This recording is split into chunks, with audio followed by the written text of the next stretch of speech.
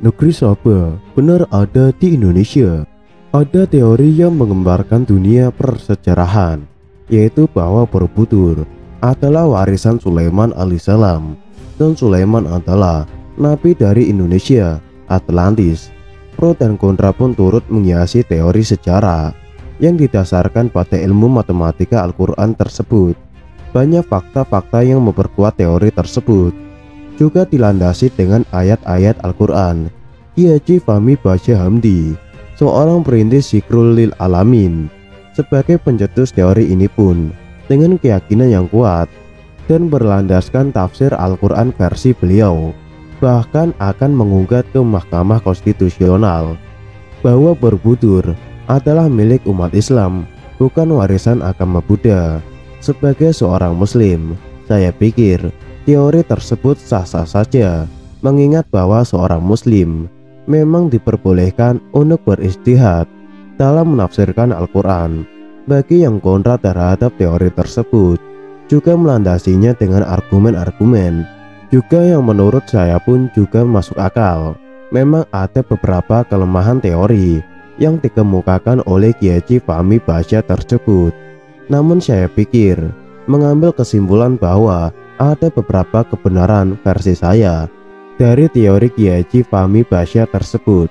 Pertama, bahwa relief-relief yang terdapat di Borobudur sebagian besar memang mengilustrasikan kisah-kisah yang terdapat dalam Al-Quran, mulai kisah burung hudhud, tabut Sulaiman, kisah perahu Nuh, dan lainnya.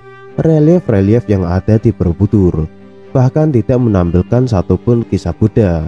Kedua, teori pemindahan Borobudur yang melebihi kecepatan cahaya menyebabkan beberapa struktur batuan mengalami pelelehan. Hal tersebut sudah dijelaskan dengan gamblang oleh Kiai Haji Fahmi Basyah. Ketiga, Nabi Sulaiman pada saat mengabsen para rakyatnya yang terdiri dari golongan jin, manusia, dan hewan tersebut berada jauh dari istana beliau. Nabi Sulaiman kala itu sedang dalam perjalanan dan kebetulan berhenti sejenak di sebuah tempat yang terkenal dengan lembah semut. Saat itulah burung hudhud belum tampak hadir sehingga akan dihukum oleh Nabi Sulaiman alaihissalam. Dan ternyata hudhud datang dengan membawa kabar bahwa dia melihat ada negeri yang dipimpin oleh seorang ratu perempuan dan mereka menyembah matahari.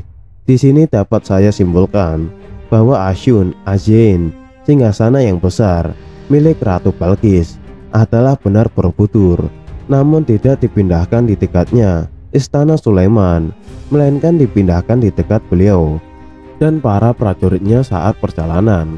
Keempat, perjalanan Nabi Sulaiman adalah waktu pagi sama dengan sebulan, dan di waktu sore adalah sama dengan sebulan. Dalam Al-Quran tidak dijelaskan perjalanan tersebut menggunakan transportasi apa, namun beberapa kalangan menafsir Al-Quran bahwa perjalanan tersebut menggunakan unta. Saya lebih cenderung menafsirkan bahwa perjalanan tersebut adalah perjalanan dengan berjalan kaki.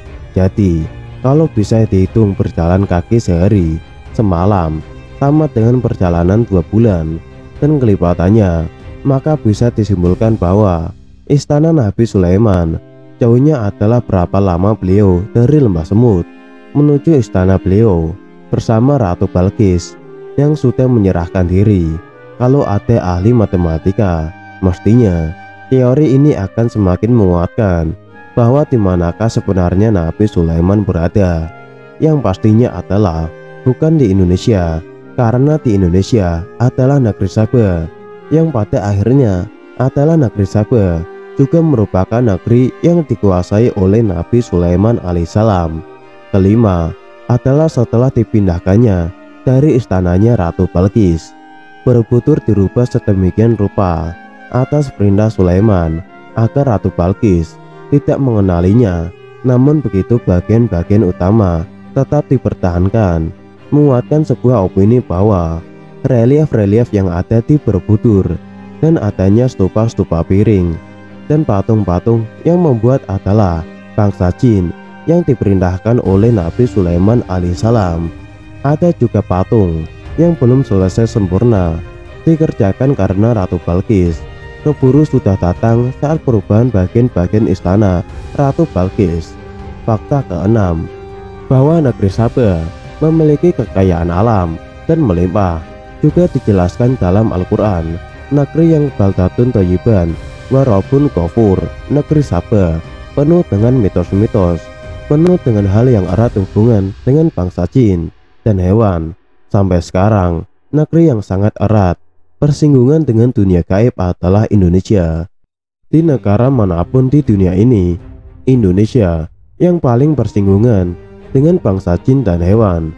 Bahkan saat Wali Songo berdakwah di negeri ini, mereka terkenal dengan penumbalan-penumbalan untuk merelokasi atau menjinakkan bangsa-bangsa jin. Bahkan ada seorang Wali Songo yang terkenal khusus hanya bertugas menumbali tanah ini agar bangsa jin tidak mengganggu manusia. Hal ini erat kaitannya dengan kisah Sulaiman alaihissalam. Setelah meninggal dunia, bangsa jin ini kehilangan pemimpinnya sehingga mereka berani menguasai daerah-daerah bekas kerajaan Sulaiman. Pada saat menjadi rakyat Sulaiman, mereka seperti halnya budak-budak yang hina. Hal ini juga dijelaskan di dalam Al-Quran. Pada akhirnya mereka seakan merdeka sehingga menjadi-jadi. Salah satu negeri yang mereka jadikan kekuasaan adalah negeri Sabah saat ini. Kemudian kaitannya dengan agama Buddha adalah bahwa setelah Sulaiman alaihissalam meninggal dunia, maka terjadilah migrasi-migrasi umat manusia, sehingga kitab Zabur yang diturunkan Allah Subhanahu wa Ta'ala kepada Nabi Daud alaihissalam yang kemudian diwariskan kepada Sulaiman alaihissalam mengalami banyak penafsiran dan versi-versi. Tidak ubahnya Taurat dan Injil saat ini.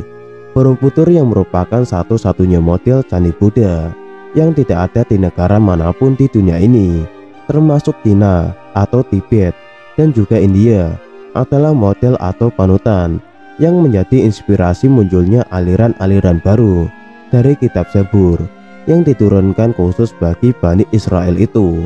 Jadi agama Buddha sebenarnya berasal dari Indonesia yang kemudian diadopsi oleh bangsa-bangsa India dan juga Cina. Tidak mungkin kalau model patung Buddha tertua ada di Indonesia kemudian diklaim bahwa agama Buddha dari Cina atau India. Ini adalah secara versi saya. Kebenaran sejati tetap milik Allah Subhanahu wa Ta'ala, Tuhan satu-satunya alam.